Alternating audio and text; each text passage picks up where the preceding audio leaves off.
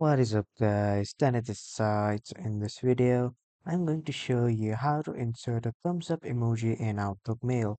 So first you need to head over to the Outlook Mail's website and then you need to log in or sign up with your Outlook account. And after that, on the left side, you can see the new option after that when you're welcome to the home page.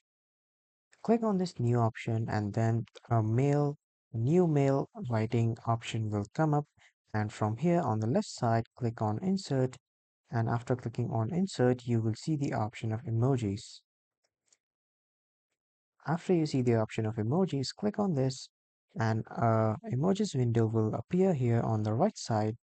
And from here, you need to click on the search emojis bar and then type thumbs up. And as you can see, this is the thumbs up emoji. You can add it by just clicking it. As you can see here on the left side, I have added two thumbs up emojis. So this is how you can insert thumbs up emojis in Outlook. That was all for this video, everyone. Thank you for watching.